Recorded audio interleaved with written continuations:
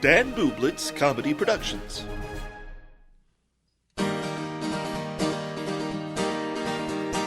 My friend Dan, he's got a podcast, 'cause all comics need a podcast, and nobody had a podcast called The Art of Bombing. So Dan went out and bought a tape deck. Who knows why he bought a tape deck? Podcasts don't get played on tape decks, but Dan is from the 80s. So hey there, all you funny jerks, come talk to Dan about your work. Tell him all about your worst times. It's The Art of Bombing.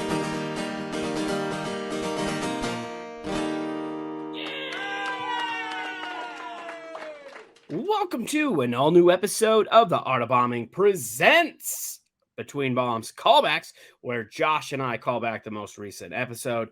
This week, we are calling back episode 288 with Aneas Herrera, a newer comic, but it was a fantastic episode. Yeah. Speaking of callbacks, way to call back the Harley's Hideaway callback episode where you and I met. That very first show. Oh, that's right. Yes. Yeah. It's just to set the scene, folks. Dan and I are downstairs, and his place is like a cellar kind of joint. Like you walk in and go down the stairs, and there's a restaurant. It's actually a fun spot to do comedy when there's people there. And Dan and I were with two other comics, and we're waiting on the show to start.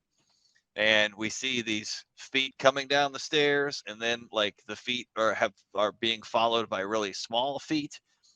And everybody started going, "Oh my God, we're about to perform in front of a daycare." And Except me. It was like, okay, we got to change our jokes. Yep. And you and I think we're fine because we're mostly clean. Yep. But like, it was funny to see how the comics reacted to that. That night was the first time that it really happened to me, and all the years leading up to that. And since then, several times, like not at that same place.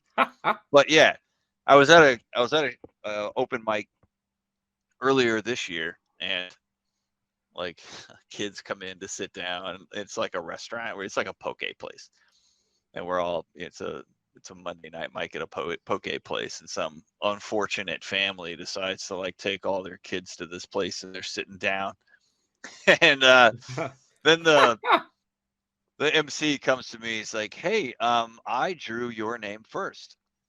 I was like, "Okay, good." I think he like took the cleanest comics that he knew were there and like stacked the front of the order. Make it that way. Hopefully, by the time you guys are done, that family leaves. It's gone. Yes, it's gone. Exactly. I don't think that happened. Front. I think everybody just had to watch it. That's funny. Well, it's funny too because that was where we first met in person. We had been, had done some online mics and stuff together, but that was the first time we ever met in person. And yeah, it was definitely interesting show when that happens, because like you said, it's interesting to see how comics react, because they just went into sheer panic. They're just like, "Oh no, I don't know how to perform." And it goes back to we've talked about this before, but being versatile and being able to have all these different types of comedy in your toolbox, being able to perform clean, being able to perform dirty, doing, all the stuff, having all the tricks up your sleeve, if you will. So, yeah. And he brings up, in this show, online mics.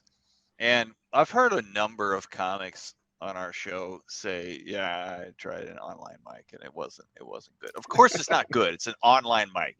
Yeah. But those were tough. But think back to the first time you did a real mic. It was tough. Like, it was weird. You didn't know anybody. And it's the same thing, but in an online scenario. If like you give it a few turns, you can find potentially for you, depending on who you are, what your schedule's like, what you like to do. Like, you might actually find a place where you can work on your jokes. So I just want to say to everybody out there that online mics can be a place, if depending on how you work, they can be a place for you to work on your material and get better as a comic. A lot of like open mic, or a lot of the mics actually have feedback included, which means, people get to participate after your set, give you some, do what comes up in this episode as well. A lot of comics don't do very well, which is to actually give each other constructive feedback for this or that reason. Yep. So I don't know. I kind of feel like the art of bombing is somewhat like in an indirect way sponsoring the idea that online mics is like not a place to go, not a good avenue. But I know you would agree with me, Dan, but like I found it to be constructive. It's been a while since I've been to one, but when I needed it, it was actually pretty great. I'm surprised they're still going, but they are. They're still going. Yeah, There's still people who do them. And this is my feeling on it. If you do an online open mic, and it doesn't matter, all open mics are tough when you're new, whether they're in person or online, so on and so forth. But my thing is always, if you feel like you're getting something out of it, then good for you. Don't listen to what other people's opinions about whatever it is. I'm not going to get the same out of doing an online open mic as you might, or I might look at it differently. And that doesn't mean that I'm right. It doesn't mean that that you're right. It just means that that's what works for you. And if that's what's working for you as a comic, then by all means do what works for you. I mean, there's people who can't get out every night, but this is, being able to perform online is a way for them to still work material without having to go hit every open mic in town. So, yeah. Personally, like I find it to be a way to really sort of back one layer up into my writing and really try stuff that just hasn't been formulated into sentences even in front of people yet, and start with that stuff that's like really nebulous. And then, once it's ready for an open mic, then like your open mic game can get a little sharper. Yeah, absolutely. Working on stuff that has been worked on before. Speaking of open mics, I love this guy's bombing story, Dan. Like, I know, like Eminem style, just freezes on stage. Yep, freezes up, and then the host had to come rescue him. Yeah, like I'm picturing like the host like walking up and like taking the mic out of his frozen hand, like and his hand stays in the shape that the well, mic somebody comes and gets a 2-wheel cart to wheel him off. Yeah, he's frozen, and they've got a like dolly, and then he's like leaned back, and somebody's wheeling him off. And he's not moving.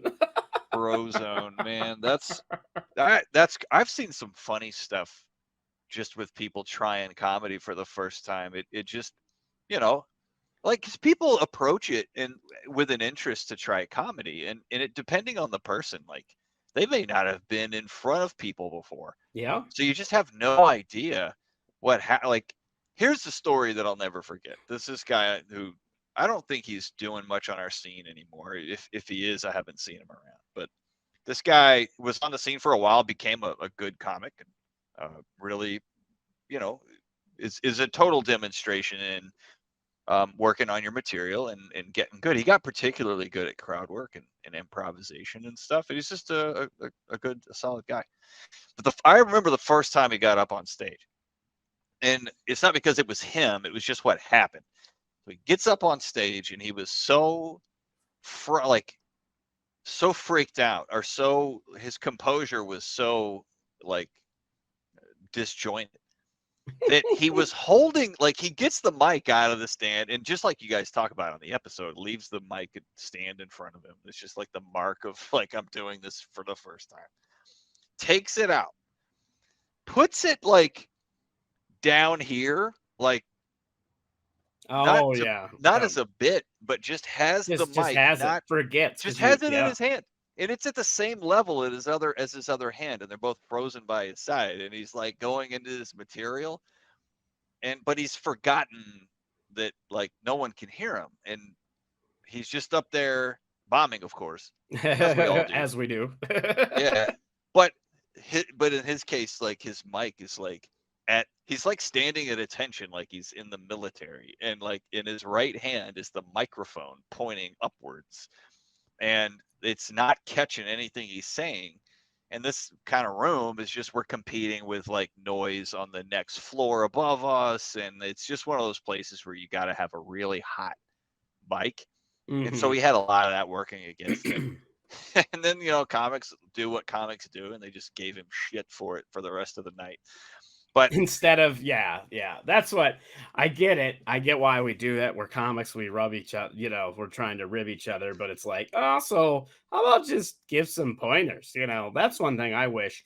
And this goes if you're a host and you're an open mic, especially if you host an open mic, this is some advice I have for you.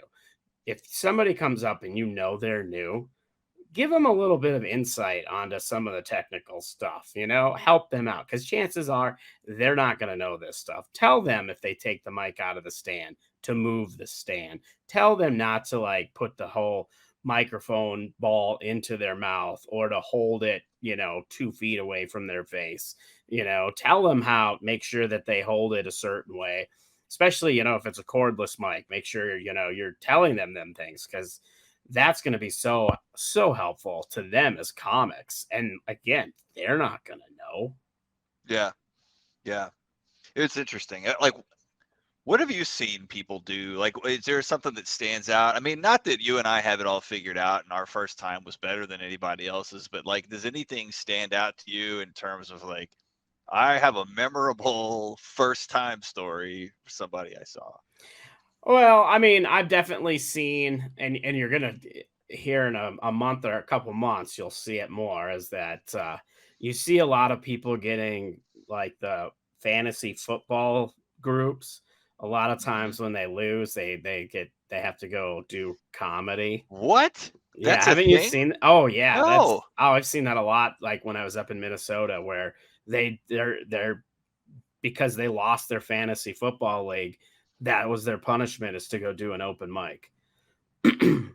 Yeah. And Wow. so, yeah, and so it's funny what you see though because they don't know comedy. I think some of the most memorable things that I've seen with like at open mics, not so much seen but like heard, are the jokes that people try to do. Yeah. Like they try to be edgy, but they're just darn right offensive, and to the Right. point of where it makes everybody uncomfortable, and everybody's Yes. just like, "What's even happening right now?" And I Right. did see something like that, not the fantasy football thing, but the super edgy at the an open mic here, and it was funny because the host afterwards roasted him, the Yeah. comic, like just Yeah. and but you know what? I felt like that was needed because that comic was, making everybody feel so uncomfortable. Yeah. That Yeah. So tension, he let the pressure out. yeah, he needed to release the tension, is what he did. And he did, yeah. Yeah. Yeah. Good for that host. I mean, it's a lot of times there's these commonalities that seem to spring up with new people. And, after been doing comedy for 7 or 8 years now, and like I can spot new people when they go up. And, Hmm. if somebody listening likes the spirit of comedy, you like podcasts, you like listening to stuff, and you haven't um, really had the chance to get up on stage yet, that's cool. But here are a couple of things that we've seen people do that you can think about if you are considering it, and it might be worth avoiding these things. Yep. And we've covered one already, which is just taking super offensive material that you've seen work in a Louis C.K. set, or some well-known Jeselnik kind of comedian, where you go and a well-known comic can get away with saying whatever kind of offensive thing, and then you go up and try it and you realize that does not work. That's the first thing, is Yep. not doing what professional comics do that can be really, really offensive to people, and it won't work. Yeah. And I'd like to just add to that, it's kind of in line with that, is don't do other comics material. That's another thing I've seen a lot. I've seen at open mics where a new comic will go up, it'll be their first time, and they're literally just doing famous comedians Yeah. acts. Yeah, the exact act, as if like, oh, I'm gonna open with a couple covers before I get into my Yeah, yeah. comedy's different. So if you're a fan of the art form and you're thinking about giving it a try, it's an absolute no, like in the worst possible no to do another comics material, even a not well-known comics material, because you think you can get away with it. That's not okay. Write your own stuff and be prepared to tell jokes of your own. Yep. Yeah, it's a great number 2. Yeah.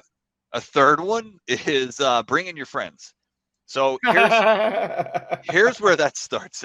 Here's where that falls apart on everybody. Like, first, you get in and you and your buddies are there, and then you're waiting in line, and it's your turn to go, and your name gets drawn, or you go up and you do a show up, go up kind of deal, and you go up, and your first couple of punchlines, your buddies are behind you. Wow, this is going great. I am a stand-up comedian immediately. After about 45 seconds, they will realize they are the only ones laughing at the jokes, if they aren't good. And they will get tired of doing it because they can't fake laugh or feign interest in your material forever. And then it stops. And then for the next 4 minutes and 15 seconds, not only are you bombing, which you inevitably will in comedy because you're trying it for the first time, nobody goes up there and kicks ass their first time on stage. And I gotta say, happen. Like, I'm guilty of being that new comic that had a bunch too. of friends and family at my first open mic. Yeah, I didn't do it at the open mic. Luckily didn't know anybody, but like I did bring a lot of friends and family out to watch me 6 months later when I got my first stage show. Also a no-no, but just to stick to first time in comedy, not only are you bombing, but you're bombing in front of all of your friends. And it's that, and just like in the show, just like in the episode, it really makes everything worse. It absolutely does. Because then, and the other thing with that too is it's not so much. I mean, obviously, it's humiliating if you bomb in front of your friends and family. But what happens is down the road, you're going to get a show where having support, whether it's a contest, a lot of contests typically end up being what are called bringers, in the sense where, they're a little different than a bringer, in the sense that even if you don't bring people, you're still going to get to perform. That's the difference. On a bringer show, typically you have to bring so many people or you don't get your spot. With a contest, they want you to bring people, and obviously, you'll get, depending on the contest, but there'll be points and things for that. But the earlier on you start bringing people and they see you do terrible comedy, the harder it will be to get them to come support you when it matters. Yeah. So save those cards. Yeah. For when you really need it. Yeah. Yeah, absolutely. It's get good, then get seen. That's kind of the mantra that I've learned to follow. Like, I'm not, I've made all these mistakes, which is why I want to share it. Like, bringing people, I'm still trying to win those friends back. Like, I'm stuck rebuilding friendships from, however many years ago it was that I had people come up and watch me, and it just wasn't productive. So I don't know. I feel like those are 3 good things. Yeah. Like, I got one more. I got a 4. Oh, all right. The 4 here we go. is don't run the light. Yeah. And that's a very important one. That's one of the biggest things I've seen, especially with new comics. And that goes back to what I said at the beginning. If you're somebody listening and you host an open mic, you need to make sure people, especially new people, know what the light is, know where it's going to come from, because they've never done comedy. They don't know what that means. So, and if you're somebody that's listening to this and you're thinking about doing an open mic and you haven't, and you don't know what the light is, that's basically the indicator that you need to wrap up your set and get off stage. That's the short of it. But ask the host about that. I think it's important to, ask questions. Don't be afraid to ask questions. I know it's weird and awkward being in these, because you're in this weird social situation, but ask those questions and, ask if there's a light, ask where it's coming from, ask how much time you're doing at the mic.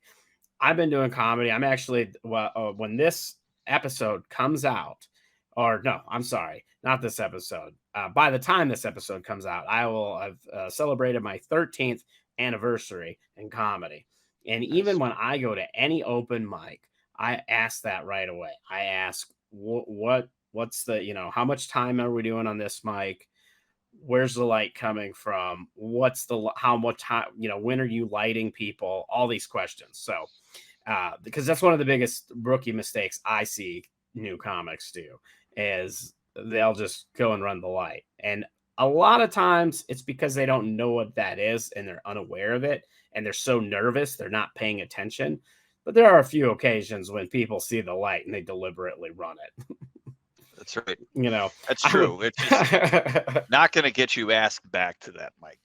that just reminded me. You asked me up top if there was a very memorable experience I've seen with a new comic at an open mic, and it reminded me there was one that I was hosting when I Mhm. lived in San Diego, and that exact scenario happened. It was a new comic, or maybe they've been doing comedy for a little bit, but not, or they were just visiting. I don't remember, but they came up, did the open mic, and I lit them and they acknowledged. They kept going. I lit them. They kept acknowledging. And then finally they were like, I'm not stopping. You're going to have to come up here and take this mic out of my hand. I'm not doing. And I called them. I think that person didn't expect me to do that. But as soon as they said that, I kept my composure, but I went up on stage and I took the mic out of their hand, and then they were never allowed back at the open mic because they deliberately disrespected the light Yeah. Yeah. and all the other comics that were waiting to get up. Yeah. Exactly. And I think that last point really solidifies that suggestion for me, right? Like Hmm. everybody's waiting on you to complete your set, Yeah. like, and hopefully if everybody's contributing to the well-being of the show and like the success of the show, they're paying attention and they're trying to understand you. A lot of times if you're new and you get up there, people will kind of stop what they're doing and watch you, which can make it a little bit more, high stakes or intimidating for you if you Yep. haven't done it before. But at the same time, they're trying to give you the respect of, okay, this is a person I don't know on my scene. I'm going to stop thinking about me and my set, and I'm going to turn my attention to this new comic that I don't know to see what happens. And, you know, that happens when you're new, but generally speaking, if people are they want it to be successful, they will be watching it and contributing to the show. And that means that, they are going to do that for you, and you need to give back to them by not running the light and making everybody else Yep. wait to do their stuff. So yeah, and that you don't even have to go the full 5 minutes. If you're brand No. new, just go up and ask, hey, and just like to follow some other advice we've given out on the show, you can say, hey, look, I've never done this before. I'm just going to try a couple of jokes. Is that okay? And then the host will hang out and he or Yep. she will be ready to come get you as soon as you're done. So you don't even have to go the whole time. So if you lose at fantasy football, remember that piece, especially. Yep.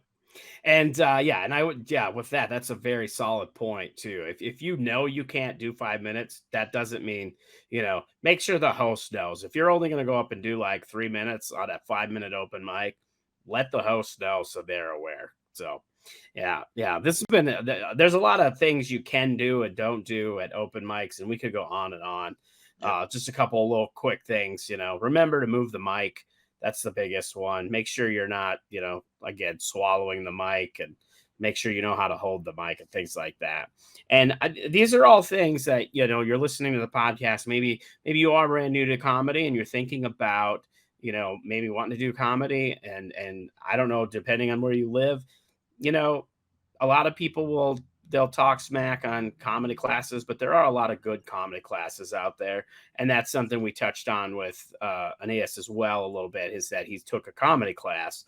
And I just want to say, if you're in an area and you have, if there's a legitimate comedy class, don't be afraid to take it if you're brand new to comedy, because this is a lot of the stuff you'll learn. You'll learn about some of this technical things with mic etiquette.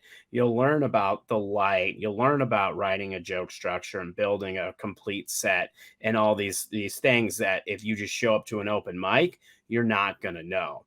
And because a lot of times, we talked about it right at the beginning of the episode, comics won't, for whatever reason, we don't want to give advice to other comics or try to help them out, which we should all be trying to help each other to get better.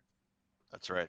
So, yeah, don't be afraid. My ending thought on a class is just make sure you do your research on it, because there are a lot of classes that are out there that are just money grabs. So make sure you do your research. See if you can find, people who've taken the class, ask them their thoughts, see if there's reviews or anything like that kind of information before you commit to it. But don't be afraid to take a class.